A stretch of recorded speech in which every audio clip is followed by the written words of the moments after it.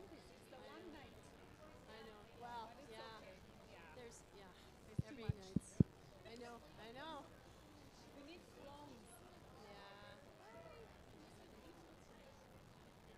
How are you?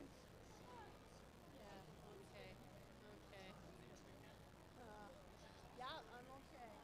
We're all still standing. We all won, right?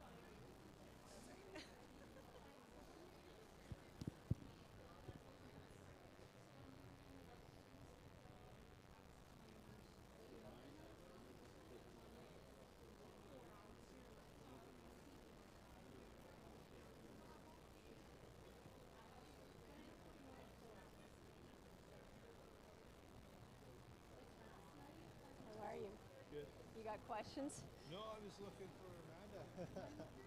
Where Oh, is there she? she's in Hey? line. Oh, there you go.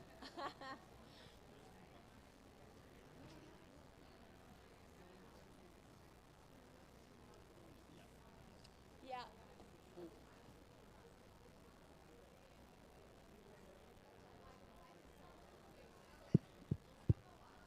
Hello. Robin's run to get her camera because we have a problem with audio for the live stream.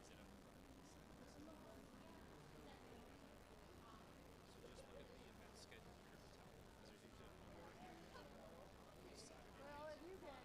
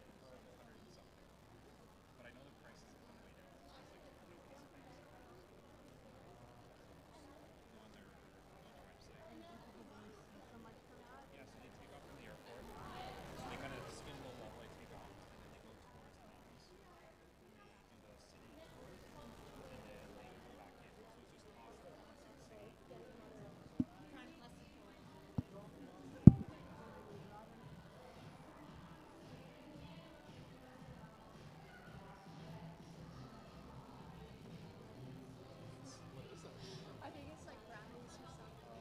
They're always here when we get there. This is their Christmas party, clearly. It doesn't usually look like this. They're usually on the floor talking.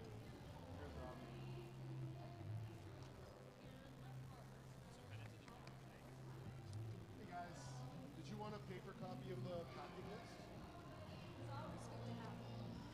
And then if you do head down to the far doors, there's a line of lawyers.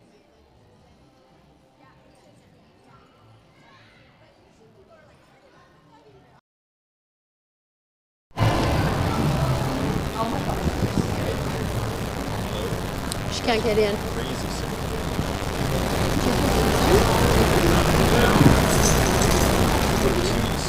Oh, she's in.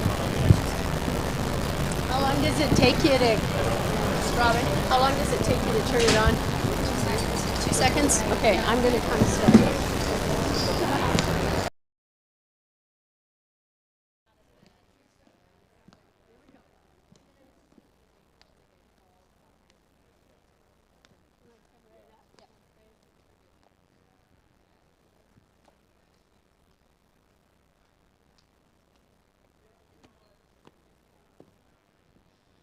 All right. Sorry for. Hello.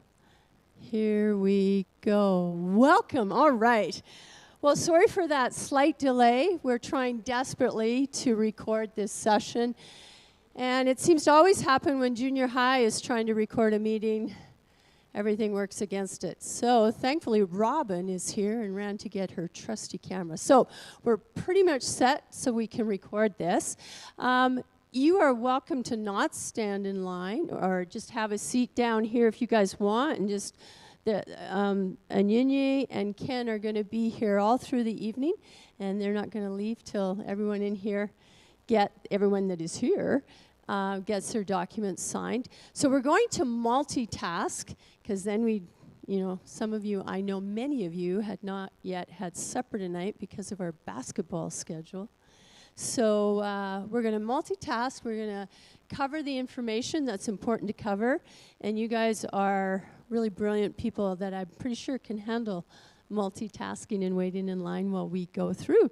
So what we want to talk about tonight is the details of this trip, the details of our travel plans, the details of our schedule. We'll talk a little bit more about how on earth do we build a house with 17 grade 9 students, and talk through the schedule. I already said that. The packing list, the details of the packing list is really important.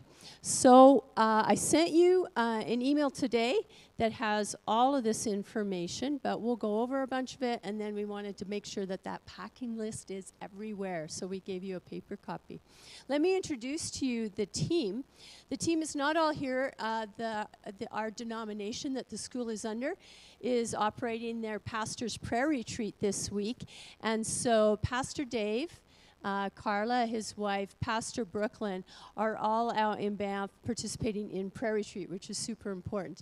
They are all traveling on this team, but we have other people here tonight, and really thankful. So Elisa Dandino, I don't know if you guys have had a chance to meet Elisa. Elisa is in Sherilyn Van Hastort's maternity leave, doing a beautiful job. Elisa's alumni and is helping to lead on this trip. Mr. Tennant, you're going to hear from him a little bit later. He has been on the trip once before and is going to come again and help to lead. Up in the sound booth, good thing we have him. We have Mr. Knibbie, and this will be his first trip, and he's helping us out with all things sound. And you saw Mr. Tweedle, hopefully, at the door. Mr. Tweedle, this is his first trip. He's been begging to go on a trip for several years, and this is the trip. And then I will be on the trip. I think I covered everybody. So Lisa's just going to open in prayer, and then we'll get into it. Thank you. All right. Just you'd bow your heads with me. God, we just thank you for this opportunity to join together for a common purpose and a common goal. We thank you so much for the blessings that you've given us as a school and just a community, and that we get the opportunity to bless our neighbors as well. God, we pray that communication would just be clear tonight, that the hearts and the minds would be just settled and confident in what's about to come. And I pray that you would just, pour out your blessings on tonight and our trip as well. Amen. Thank you, Elisa. All right, so we've already introduced the team. I think we're down to like the fourth slide there, Mr. Knibbie. So these are the things that we'll be talking about. I've showed this picture before at maybe both of our Mexico meetings. This is a view from one of the patios on the YWAM, Youth with a Mission. We just call it YWAM, on the YWAM base. So that's our accommodations. I'm pretty sure this was a summer picture, but you can never be sure. It is just beautiful there. You see the ocean beyond. The ocean is not really within walking distance, and even if it was, we wouldn't be letting your kiddos go there, but we can certainly look out on it. It's beautiful. So the reason for the trip, I just want to continually keep this in the front of our minds. Why do we do this trip? What is our hope for this trip? So Pastor Dave, although he couldn't be here tonight, he's recorded a brief message, just recorded it, I think, even yesterday morning maybe, to share with you guys and with the students. We'll show it to them later. So is it going to roll, Mr. Knibbie? Yeah.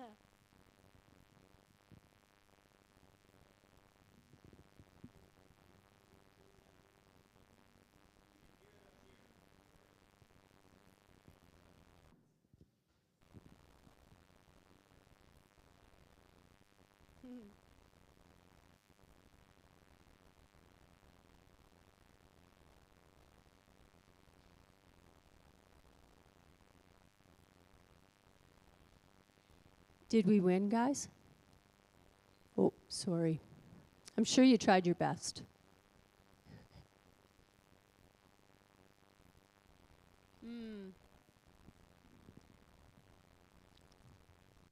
Okay, I will talk on to the next and leave you to fiddle with this. How does that sound, Mr. Knibbie? So let's talk about the flight details there right now. We had to change the trip. I think everybody's well aware the trip is the 20th to the 27th. YWAM could not accommodate us after we had everything. They said, no, we've got something that it's just not going to work. So they said, we can certainly take you from Monday to Monday. So 20th to the 27th. The flight details are there. When your students get to the airport, they are going to have a muster leader. It's kind of like how we work to go to Homewood. It's how we move through airports and across borders. So they will have one teacher, about 8 or 10 students will have one teacher that they're reporting to. They're going to travel all through the border pieces together with that one teacher. Get on the plane, get off the plane, do the count, go through the border control in San Diego, get on the bus together, and then head over to the Mexico border all together. So they have their muster person. And their muster person is going to be looking out for them all through the trip. They will be on the build team together, and anywhere where we need to, like, hey, do we got everybody? That's their adult. So that's a key part of the airport piece. Sorry, I need my glasses here. We see the return piece. And the other key piece, just like with Homewood, we'll be asking parents to do the pre-check-in and to handle those pieces. Now, vaccines. Let me talk about this a little bit.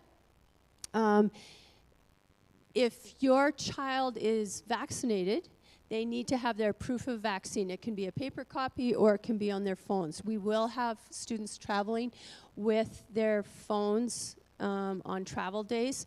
On base, we will take their phones so that they can be fully engaged in the here and now. But we're quite happy for them to have their phones for travel days so they can have things like their proof of vaccine. If your student is not vaccinated, the way we understand it right now, and we'll keep researching this and trying to make sure that we've got the latest information. We wish it was straightforward. It's not straightforward. But what we did this when we took the team in June. There is an exemption for people under 18 to travel to the United States without being fully vaccinated. They need a form called an attestation filled out and signed by you as their parents. Then we need that form so we can travel with them. Nobody even asked for them on the June trip. You never know. We understand that it just often can depend on who you meet at the border. So we have those forms. There are links we've provided. Just the slide before is 3 links that we found most informative about all this exemption piece, so you're welcome to go through all of that. And then we have found the most recent attestation form, which I believe we have linked in part of this information. No, it's linked in the package I emailed today, but we also have a copy for you. If you guys are having trouble opening that or finding it, just contact us, and we have an attestation form that needs to be filled out and sent in with all the paperwork, and then it should be fine. Some of the attestation stuff is saying you have to have, it's very contradictory, but it could be that we need to have testing done in Tijuana to come back in which case we'll take care of that for your students. That would be for unvaccinated students. And what we're hearing is most people are going back and forth and not a word about any of this is being said. So everyone's fully aware. It's hard to predict, but we want to be fully prepared. Let's give a hand for Mr. Rivas, who does such an amazing job here, especially cheering on all those teams. All right, the packing details. The packing details are important. Every year we get to base and we've got students who don't have the right stuff that they need. So number one, what they work in will likely get ruined because even if you think you're going to have the hammer and nails, your buddy comes along and thinks it'd be really fun with the paintbrush just to give you a little swipe. So important for you to know, whatever they build in, there is a strong possibility that it will not come back looking like something they should wear out in public. They also need clothes that would be okay to wear out in public. We are at the base for 7 days. We wear these clothes, come home, shower, get into clean clothes. It's not uncommon for us to find by about day 3, boys saying as they come to dinner or want to go to the church meeting, they're covered in paint, and you're saying, why didn't you change their clothes? And they're saying, well, I didn't bring any other clothes. I don't know. So make sure you understand. They need clothes to be hanging out in. They need clothes to be painting in that will likely not look the same. February can be cold. We have had one of our trips in February, like no kidding, we were wearing, or we wish, the people on base, the YWAMers, were wearing winter jackets and toques. We wished we had our toques with us. So depending on what the weather forecast will be, the base is on the ocean, so it can feel a huge temperature variance from our work site and where we're hanging out outside all evening long. Like we hang out outside most of the time on base. So they need some warm clothes. There can be rain in February. We got rained on for a good solid day on a build site in February, so that rain stuff gets covered in paint, so it's a good idea to have different rain gear. Church. When we go to church, we want to represent the more conservative side of Mexican Christian culture. You can see everything there, but we don't know what churches that we're going to, and some of them will be much more conservative. All of them will be more conservative than what the students are used to for churches here. So we're pretty serious about our modesty dress code. Girls cannot be in short skirts. Girls are welcome to wear pants. They don't have to be in skirts, but we don't wear jeans to church. We don't show our midriffs for any of the build time because we just want to be going the other way on modesty. So really important that you kind of like, no, you can't take that. Mrs. Allen's not going to let you wear that. Guys, we do not want guys building in muscle shirts, wife beaters, whatever you call them. They need to have full-on T-shirts if they feel it's warm enough to take that off. They kind of want to be that macho, I'm the strong builder, and I don't know, every year. So modesty all the way across, and please check out what's in their suitcase. Some of these things, one of the reasons, maybe you need to go to the thrift store and pick up some stuff, and we don't want people spending a ton of money, and you can get some great things at the thrift store. The boys are welcome for going to church since you can't wear denim. They could wear just their uniform pants, and wear a different golf shirt or something over top. So, we're not asking you to spend money on a whole new wardrobe. Find ways, and it'll work really great. Any hope of that video up there? Yeah, still. Okay, we'll just keep going then. All right, the schedule, and I apologize. I didn't want to put the new staff members on the spot to talk about a trip they hadn't been on. Usually we like to have different people talking through the whole piece, but you got me, and that it is what it is. So the schedule, let me just walk you through really briefly. I won't go through all the details, but you have the schedule in the package that I emailed to you this afternoon. I know it's not very easy to see the schedule on the PowerPoint. I'm going to be reading off what I emailed you guys. This is a fairly set schedule, but there's always room. Things might get changed or tweaked. But in the many years that we've been on this trip, this is typically what each day looks like. So the first day, we travel down. We love to stop at In-N-Out. It's a huge tradition since about the second year we did this trip. Stop at In-N-Out in San Diego and have a great traditional In-N-Out meal, and then we cross the border. Now, let me mention, we've said this, YWAM is picking us up with great big charter buses, and their staff is walking us across the border, and they've been back and through the border multiple times. So we're in good care for crossing the border. We've never had any issues crossing the border. So we expect on the first day we'll get to the YWAM base at around 5 p.m., something like that. And then we just hang out. We get to know we get introduced to the YWAMers and get settled, do maybe a team bonding exercise, game, and then have our opening chapel. It's a little bit like camp in that sense. Every night is a chapel time, and the YWAM staff will be sharing and leading. There'll be some amazing worship that is usually kind of mind-boggling for our students, and then partway through they usually kind of like, hey, okay, I'm going to do this. And especially these grade 9s, they're going to be all in right away. The first full day on campus is really an orientation day, just letting them get adjusted. They're learning lots about the culture. So they kind of go through little mini workshops. There's lots of activity time. They learn about some, like the safety procedures for building.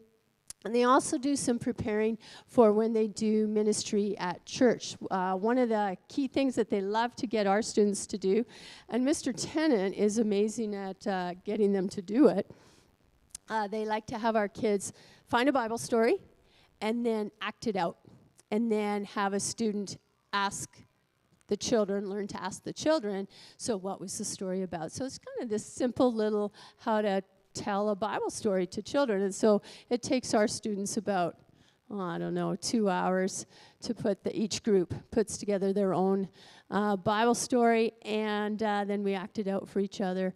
So things like that, just to start getting them thinking about what's it going to be like if we go to church and talk to a group of students. They also spend some of the time that day talking about what is your story? What is your testimony? Who is God to you? And if someone asked you to share that, how would you tell it? So that's kind of what the first day looks like. We're on base the whole time. Then the next day, we are on first build day. So building is 3 days long, quite amazing. The YWAM builders like to build a house in 2 days. So they slow down because they're working with us, with grade 9 students.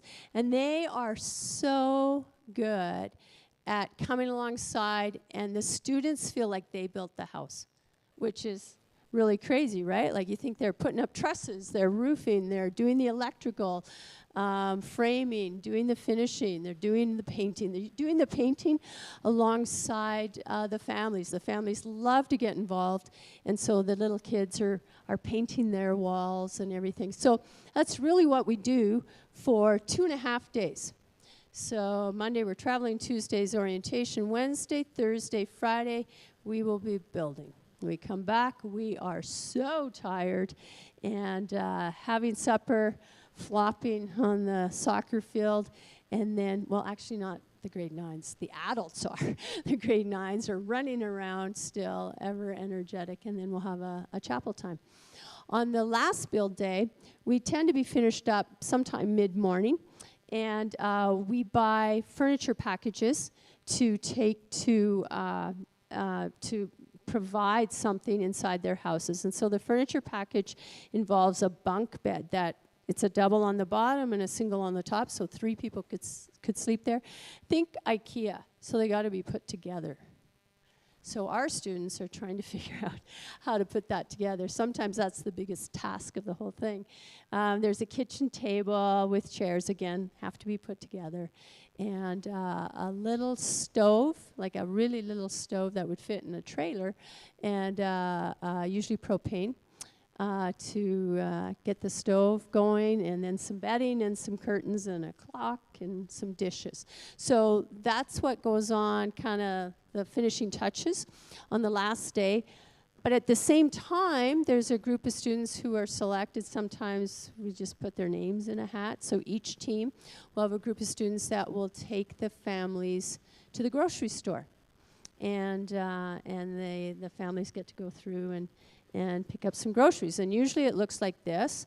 the mom will go, okay, well, let's get one bag of beans, and like little bags, they're little bags, it's kind of crazy, little bags, and she'll put one in and moves on to the next thing. Maybe it's a can of pinto beans. And along behind, because we're keeping track of how, and then we're taking 10 more bags of those beans that she wanted, and we're piling that in, and she picked up one can of maybe pinto beans, and she moves on, and we're grabbing, let's get 10 more cans. And so before she knows it, the cart is super full, and it's always a very overwhelming experience because it's beyond what they can imagine. And for us, often what we do is we just say to the kids on the night before, hey, we'd love to take them for groceries. Sometimes it varies. Sometimes people have too much money, like they've raised more money than they need, and they just say, hey, take that and put it towards the families. Like it varies. But we always ask the kids if you want to donate some of your spending money to go buy the groceries. And we usually end up with a lot. And it's just the most incredible thing, actually, to watch these families who are stunned just to have a cement floor and a locked door, then have it full of all these groceries. So it's a pretty poignant moment in the trip for our students. And then we come back and we call it the key ceremony. And we all stand around. I think you've seen some pictures in some of the multimedia. We all stand around with the family by the door. The door is locked, which is a huge gift to have a locked door. And we go around the circle, and everyone says, what has this meant to them to build for this family? And then we end with them giving the keys, and they go to their door, and they go inside. We tell them, shut the door, we'll come visit you in a minute. And so they go in, they see all this stuff. We've tried to keep it a secret what's in their house. I'm sure they all know, but anyways. And then we knock on the door, and they open it, and we get to be their first guests in their house. And we pray for them, and it is, I don't know, 97% of the time, that's what the kids talk about. It's like, wow, it just will stay with me forever. So that just takes us to the end of the build day. We still have a day for ministries. Somewhere in there, usually it's the build day, but somewhere in there we trundle off to the market. We go to this market that is in an enclosed block. It's outside, but there's only a few exits. And so YWAM is there. We're 2 or 3 teams are there. And so there's adults all around, but the kids get to go around and spend a little money on little souvenirs or trinkets or T-shirts or things like that, and then tacos. Then the next day is, and that will be Saturday for us, going from Monday to Monday. The next day will be our ministry day. And so we might be partnering with a church, and they're renting bouncy castles for the kids in the neighborhood, and maybe making a lunch. And we're going to be there and play with them, and maybe put on our Bible story and play soccer with the kids. It might be we go to a church and we work because they need some painting done, and so we take our work clothes and we help paint a rec center or paint a church. So it can really vary. We had been going to orphanages a lot. With COVID, things kind of shut down. I don't think they got to an orphanage last June, but by now things are starting to change. So they're always in dialogue with us what we're comfortable with and where they go. So that's what the ministry day looks like. And they all go in our teams, in our build teams. Once in a while, build teams are combined. And then for us, the last day is Sunday. And an experience in a Mexican church can be very, again, eye-opening and illuminating, just watching the incredible joy-filled worship. That's one of the other common statements that our students come back with, is saying, when I see how little they have, some of the churches we know, like it's in a really rundown neighborhood. It's just a tiny little shack of a church. And yet they see the people in there just worshiping with great big smiles on their faces and being so hospitable. And so for our students, again, it's pretty eye-opening. Sometimes the pastor gives a sermon right to us. That's kind of interesting too. But it's an unforgettable experience, and it's part of the beauty of, you know, the universal church and meeting Christians from all over the world. And that's part of the point of this trip, is helping our students understand that there's a whole world beyond our vacations and our homes here, and to see that God is in the middle of it. It's important for them. And then that's pretty much it. Hang out a little bit on Sunday afternoon, and then we get up super early and we'll make our way to San Diego the next morning and make our way home. So that's what the schedule looks like. I'll open it up if people want to ask questions at the very end. What is the next piece here? The building process. It's interesting to hear a little bit of the building process. So I asked Mr. Tennant to come and share what that looks like and more details.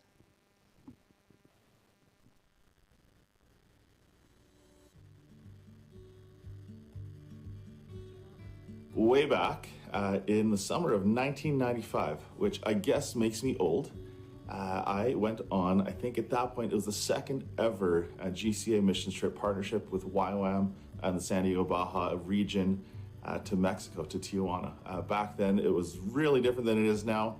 We had triple stacked bunks. We had toilets that couldn't flush toilet paper. We had cockroaches that I wanted to stay not in the bottom bunk, but the top bunk, because there's cockroaches around. We were right downtown Tijuana. A lot has changed since then. We are now in an amazing facility just outside Tijuana in Rosarito, and tons of money has been poured into this to make it an amazing place that overlooks the ocean.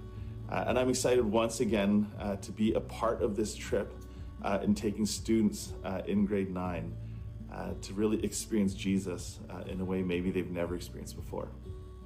Our mission statement at the school is to teach truth, inspire excellence, experience Christ, and serve through love. Something that's actually really easy at our school is to teach truth, to inspire excellence. You know, teachers all around are challenging the students to be the best versions of themselves that they can be, and to experience Christ. We have lots of little opportunities, whether it's in the classroom, at lunches, recesses, chapels, retreats, all sorts of stuff, to experience Jesus in tangible ways. Now, something that's really hard, that is one of the 4 values of our school, is to serve through love. Easier said than done. In junior high, of course, we have MTO hours, which I often get emails with parents scrambling to get something done. We've kind of figured out a different way of doing that this year as opposed to other years. But we still want to provide opportunities for our students as they experience Jesus, as they're taught truth, as they're inspired towards excellence, to actually have an outworking of serving, because this is what Jesus calls us to. And one huge opportunity that has stood the test of time over the last 30 years, almost 30 years, way back in 1995 when I first got to experience the missions trip, till now. And the number of trips, this will be my 7th trip with GCA, being on staff as the pastor here. And time again, this trip has proven to be something that has been formative in the lives of our students. Way back in 1995 when I got to experience, I came back, and little did I know that that trip that I experienced would grow in me a passion for missions, a passion to see students serve, a passion to see me serve and continue to have my heart and my mind and perspective shaped, and have my heart break for the things that break the heart of Jesus. So why we do this trip isn't simply to provide an opportunity for our students to travel. It's not simply to provide our students an opportunity to be with one another. Those are a part of it. This trip really is an opportunity for students to live out the things that they've been learning, some of them for 10 years. You know, way back in kindergarten, they might have heard about the trip, and we'll often hear stories of students saying, I remember hearing about this trip when I was in elementary school, and now I get to be a part of it. So this trip is an opportunity for them to immerse themselves in the things that Jesus wants us to immerse ourselves in, to live for 1 week, even if it's for 1 week, to live our lives not thinking about ourselves, to have their phones, heaven forbid, their phones taken away, and to be with one another in community, serving one another, loving those that need love desperately, and doing something tangible with our hands in the midst of it all, and experience Jesus in a really, really cool way. What I love the most about this trip is it opens our students' eyes to see Jesus in a tangible, right in front of their face kind of way. And the same Jesus and that's there is the same Jesus that's at home. And I will often talk at the end of the trip about a few things because students will say to me, well, I don't want to lose this feeling that I have. And I don't want to lose this relationship with Jesus that I have. And I'll debrief at the end of the trip saying, well, there's a few things. We've worshiped together, we've read scripture together, we've served together, we've been in community with one another. And this trip opens their eyes to the reality that the Jesus and the relationship that they have in Mexico, that they've experienced there, is the same Jesus, the same experiences, the same things that they can experience here at home. And our desire is, as they go through life, that they look back on this and realize that Jesus is real, Jesus is alive, and Jesus is calling them to be a part of something bigger than themselves. So I'm excited, really excited. A couple of my kids are going. My wife Carla is going with me for the first time. The team of teachers and staff that are going are amazing. This group of grade 9s that are coming are fun, definitely lively. We'll have a ton of fun with them. And I'm excited to see the aftermath of this as we continue to talk through why we did, what we got to experience. And then Jesus was in the midst of it all. I'm excited to be with your kids in just a few short weeks.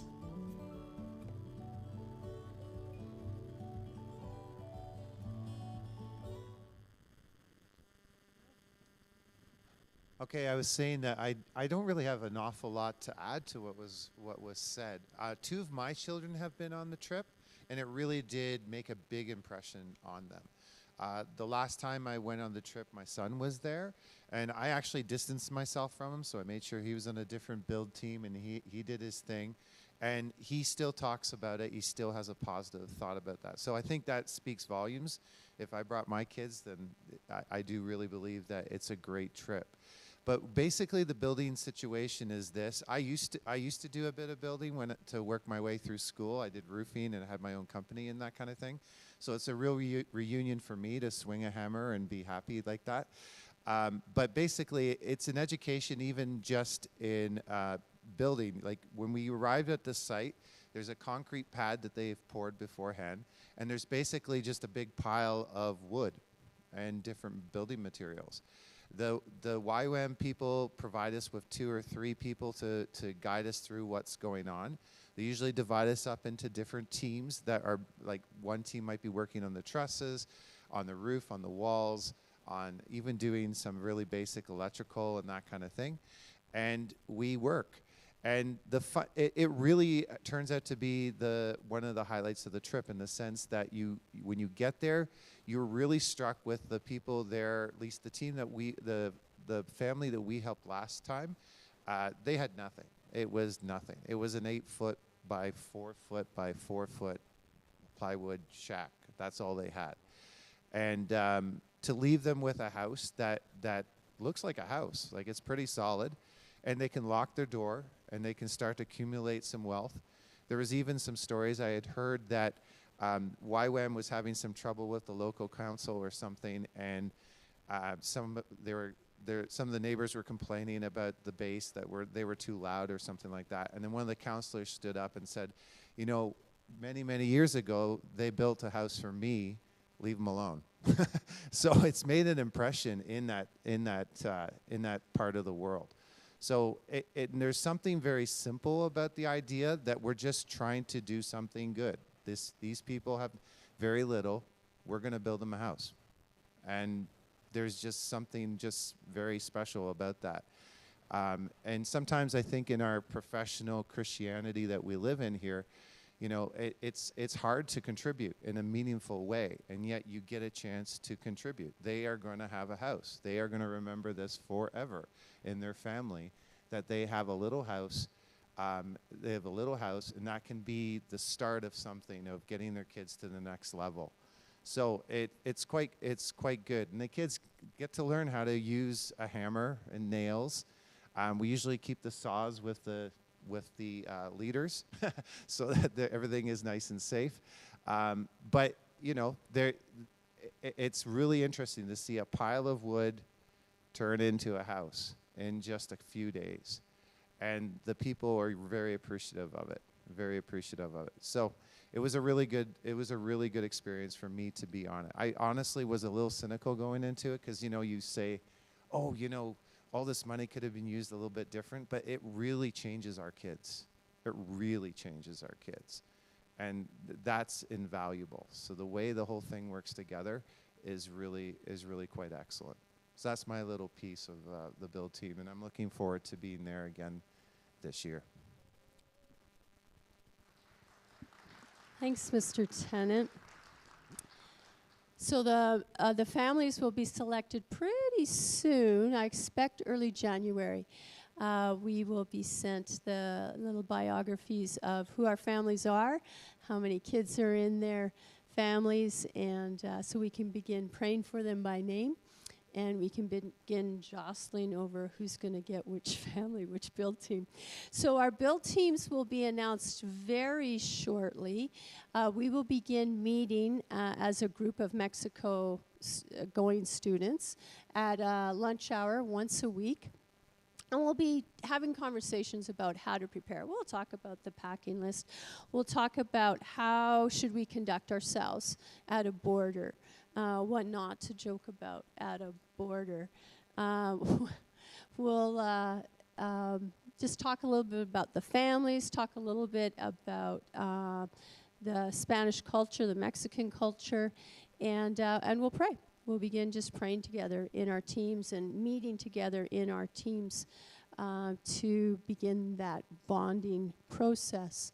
So that will be happening. And then in addition, we have a we're so excited to have our buddy program happening again with COVID being over. So every student in the school is paired with a younger or older student, and that's been happening this year. But there will be also a very intentional buddying with elementary class for the students going to Mexico. And the students will share, what are their concerns, what are they excited for. They'll kind of go and meet with their class and talk about what's on their mind about this trip they're going to get to go on.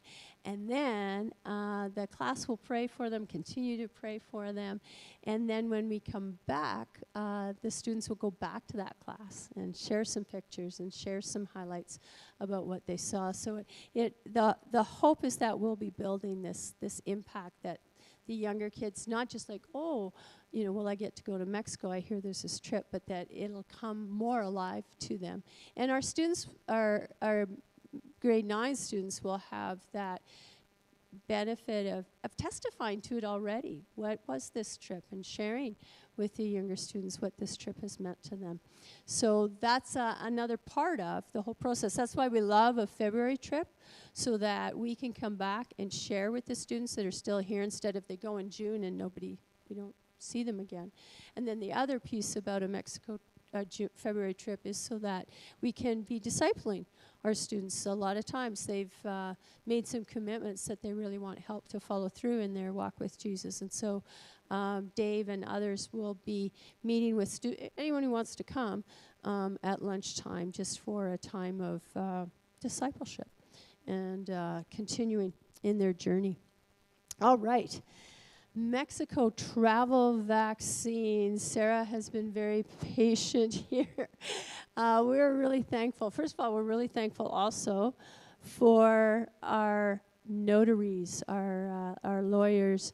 Anyinyi is a grade 9 parent, and we're really thankful that she volunteers her time to help all of you get your paperwork signed.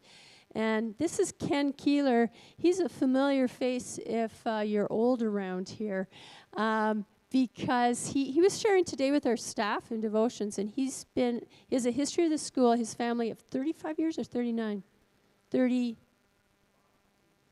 36 years, because his kids came through the school, his daughter's taught at the school, and subs at our school. She's one of our favorite subs in elementary. She doesn't, junior high. Yeah. And now his grandkids are here. And so he has, for many, many years, been volunteering to come and sign this out. So we also are so thankful. Sarah, for many years, has come and shared her expertise. She is a pharmacist at Create Pharmacy.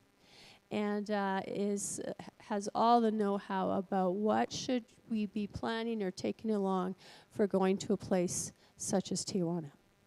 Come on up. Thank you, Sarah. Do we have Sarah's PowerPoint coming there?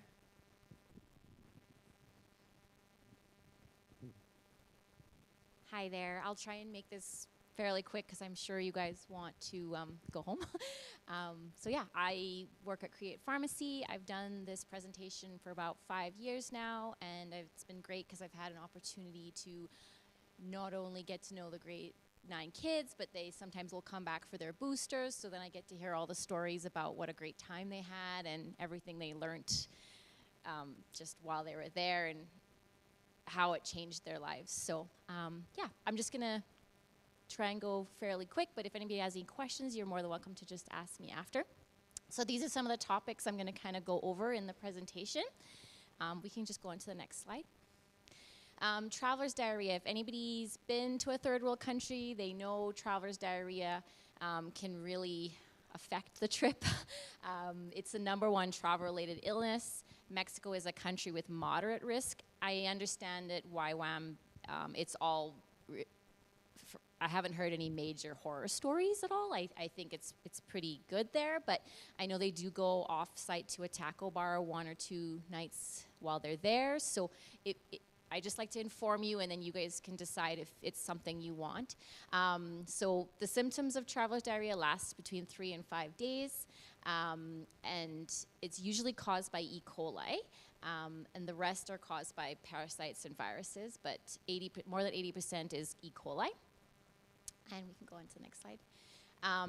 I just suggest this for anybody going to Mexico.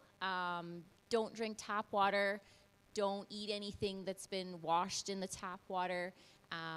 Some people like to take probiotics to prevent. That might be a bit of overkill for this trip, but I just like to let you know. You might have heard of Dukoral. So this is an oral vaccine for prevention of traveler's diarrhea. If you've ever traveled before, you may have taken it. You do 1 dose 2 weeks prior to the trip, and then you repeat the 2nd dose 1 week later. It is only 50% effective, so some people don't bother take it, but if you want to be extra cautious, it is something you can consider. If you've had it within the last 5 years, then you only need 1 booster dose 1 week prior. You don't have to do the whole series again. You may want to consider sending your kids with some of these things. Imodium, there's a bit of controversy whether to use it or not because it just ends up keeping the bacteria in longer. But if you're super dehydrated, then it may not be a bad idea. But a lot of kids will just go with this antibiotic. It's called azithromycin, and it's just an antibiotic that you would only take if you have a problem with traveler's diarrhea while you're there. And it's just once a day. You take 2 tablets once a day for 1 to 3 days, and it does reduce the duration of the diarrhea. This next one is probably your #1 most important one to get. So if you're gonna get anything, this is the one to get because this is not a treatable disease, hepatitis A. It is a disease that can affect the liver, and there is no treatment, like I said. It causes inflammation of the liver and dysfunction of the liver, and it's spread primarily through contaminated water and food, and there is high risk in developing countries. This is not a vaccine that Alberta Health offers in school. They offer hepatitis B, but not hepatitis A. So if you're gonna get anything, this is the one to get. There's 2 types. They're both fine. We stock the Avaxim at the pharmacy, but it's highly effective after just the 1st dose. So they could get the 1 dose even 1 day prior to the trip, and that would cover them for the trip. If you get a booster 6 to 12 months later, then you have more like 20 to 30-year coverage. So I always just do a quick call with people, 6 months later, and I'll say, hey, if you want to get the booster, you can. If they don't get the booster, their immunity will just wear off in about a year after the dose. But highly recommend this one. This one You can get it. It's the salmonella bacteria is typhoid. It's not a disease that's going to kill you. It'll just, cause really bad diarrhea. There is a injectable vaccine for it. I think the risk is fairly low for typhoid given where the kids are going and what they're doing, but some people have really great coverage and they just want to get it anyway. So this is one that you could consider. It's just an injectable vaccine, and this one does have to be given at least 2 weeks prior. So if you're wanting your child to get this, don't call a day prior and try and get it. It's not gonna, they'll be covered for it by the time they get back. And the risk of typhoid in Canada is really low. Tetanus. I'm just putting this one in here for completeness sake. I'm pretty sure all your kids probably would have had the tetanus vaccine, especially if you've been following the routine vaccines that are offered through the school. The nurses come and do it. But if for whatever reason your child wasn't at school that day, then we should absolutely do a tetanus booster, especially given what they're going to be doing. So this would be transmitted through contamination of the wound. I mean, they can easily cut themselves. There's rust, metal. So this is one that's recommended every 10 years. So we should do this one if your child hasn't had it in the past 10 years. I don't think the risk of mosquito-borne diseases are really high given that you're going in February. It's cooler at that time and there aren't as many mosquitoes around, but these are some of the diseases, the Zika virus, there's chikungunya and dengue fever.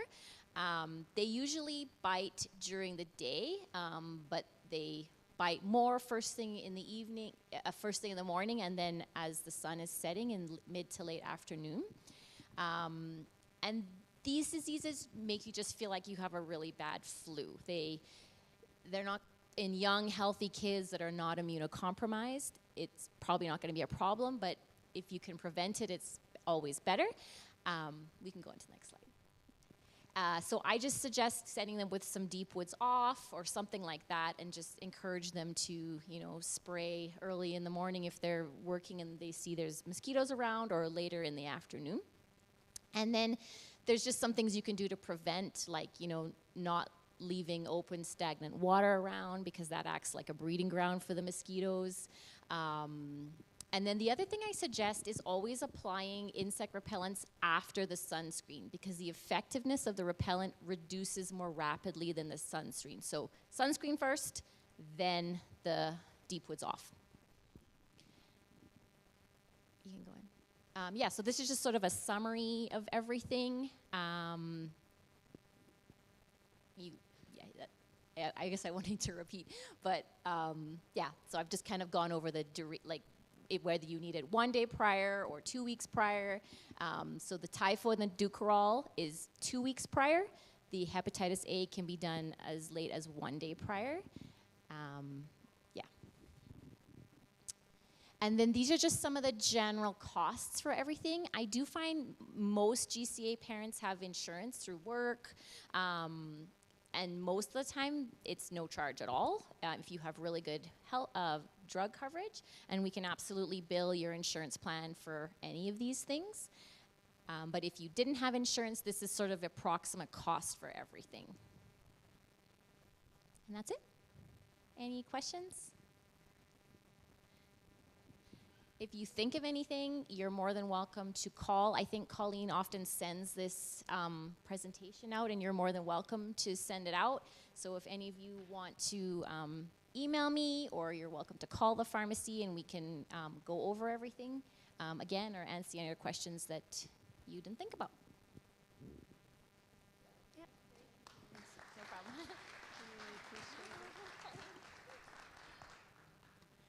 Very informative. All right. I'm thinking maybe I need to have a conversation with you. It's been a while. Okay, well, we're almost there. We just wanted to give an update on our fundraising. We're really excited because we had so many students. We said we would maybe build that fourth house, and we do have enough students that we need to split into 4 teams. So $60,000 is a lot of money, and we just need, it's actually a little less than this number, but because there is money we know is coming in, but until we have it, we're not going to count it. So we are right around just over $10,000 left towards our goal. And we are still having pancake breakfast on January 13th. It'll be open to the whole school, and it's free of charge, and we'll be welcoming parents to just make a donation to our Mexico Home Build Fund. We still have Papa John's. From the last Papa John's night we heard back, we received the school received over $300. And so we have 4 of those nights planned. So maybe we can kind of get the whole thing going and get even more people on board with ordering Papa John's. We get a percentage of that with that happening. And then we continue to blitz out just, hey, if anyone wants to just make a donation, I know you guys have received that email. Feel free to pass it on to people that you think might be interested, just as we think of year end. And some people are really excited to get involved. They want to, top up their charitable donations and excited to get involved with a student that they know, and they know the cause is really good. So just think through. I appreciate how many of you have been sending it on to some of your networks. So consider and keep sending that on. We want to thank, just the next slide here, we want to thank the parents who have done tremendous amount of work to take care of all the fundraising from the silent auction. There's some moms that are faithfully out there freezing on the sidewalk, taking in the bottles. I forgot to mention we still have a couple of bottle drives that's bringing in money, great money, and putting on a beautiful auction. So thank you to those parents. Some of them are here tonight, and we appreciate it. I also want to give my apologies. I don't know how I missed it. Well, because it's something new we've never done before. I missed sharing one more person who's coming on our trip, and we're really excited. Robin Burnett will be coming along. The school is sending Robin so she can create a documentary of our trip and this tradition that we have. So she is on the trip, and she's going to be, I'll say the word flitting. She'll be flitting from build site to build site, being the paparazzi and interviewing our students so that we get a better quality video than what we show you at the beginning, and you can't even hear the students. Trust me, what they say is really good, but we're going to get a good quality one. So we're thankful for Robin coming along on that trip. What have I missed? There will be a trip blog if we keep going. There's a couple of slides down. There will be a blog that will be, weekly updates, or not weekly updates, daily updates. We probably won't be emailing it out like we often do at Homewood, but there'll be a blog on our website where you can go follow what happened today and hopefully see some pictures of as many students as we can capture. It's looking more hopeful with having Robin on the trip that we'll get more of those smiles on the webpage. So we'll send that link out. And that is pretty much it, except for questions. Has everyone had a chance to make it over to the tables here that needs a chance to make it to the tables? If some questions that you might have, you might want to just do it personally. I'll be up here to answer any of those kind of questions. Is there something that you think everyone would love to hear? Yes? Yeah. Sarah's got one more important thing. Sorry, there's one thing I forgot to mention. A lot of people wonder if they have to go to their doctor and get prescriptions for all these. You do not have to do that. We can prescribe at the pharmacy, so hopefully it's just a one-stop shop if you did want them. That's important. So, any questions for the whole group to hear? I hope it's because we've been so thorough. Well, thank you to Anyinyi and to Ken. We really appreciate their help.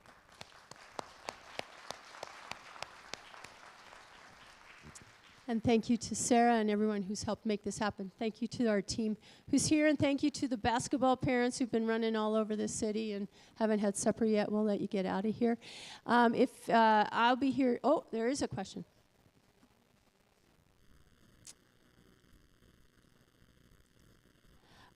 We are taking, Missy, help me out. I think our count is now 67 students, and we have 86 students in the grade, that's the biggest group we've Our biggest mission trip was 70. The very first year that we had 70, we had a class of 75. We took 70. So yeah, this is one of the biggest. So we're excited. Yeah. And we'll hopefully get some prayer times organized while we're on the trip. So if parents want to be part of a prayer time, that's the most important piece, right, that we need is your prayer. So you'll hear more about that too. All right, you're welcome to leave. If you haven't seen this video yet, that was prepared of our students talking about building the homes. You can stay and watch this, and I'll be just up here if you have any one-on-one questions. Thank you, everyone, for being here.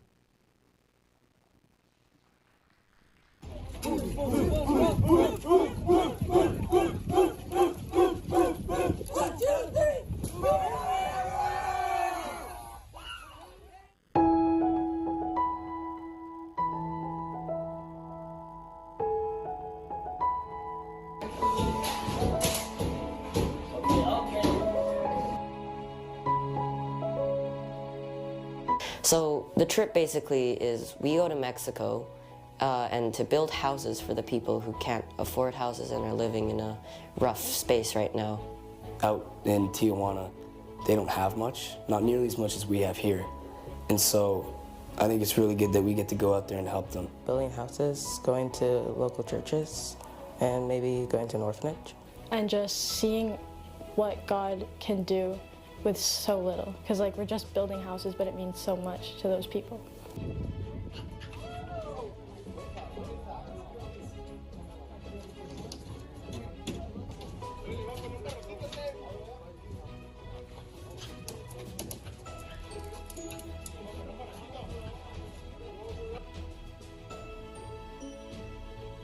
I heard about it when I was in kindergarten, and I was like, ooh, what's this? I only learned more about it when I was in like grade 1 and 2. Like I've known about it for my entire years at GCA and been looking forward to it. The first time I heard about it was in grade 1 actually, and I just heard like the grade 9s were going to Mexico and that they were gonna go help people, and I felt really excited, and I was like, for sure I want to do it once I get to grade 9. Dad went to GCA, is that true? Yeah, so did all of his brothers and sisters, so we have a long line of history at the school. He said it was really fun, and that it's a great experience just to go build houses, and yeah, he learned a lot about God and stuff, so he really liked it. Yeah.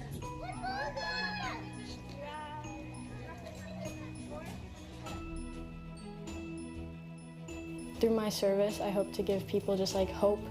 There were people who had like literally not even the size of this office homes. Like they're so small and they're not even protected, and it's just essentially a piece of plastic over some trash. And that just really broke my heart. I really want to give a family a home that they can live in and raise a family in and just be safe and protected in. It's always good to help people when they can't really help themselves. I'm looking forward to meeting families and being able to help them and learn about their stories. I'm hoping to give families a nicer time and to just change their lives. That's really nice. That's what I've been looking forward to most.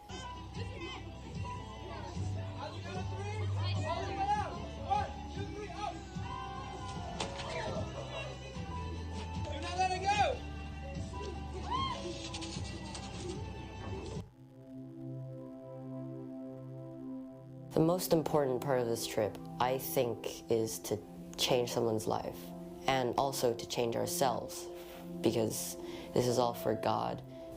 I haven't asked God for help at all, and I think I need him in this time of my life. I just want like a better relationship with him, so yeah. A deeper understanding of God and how he works in like mystical ways.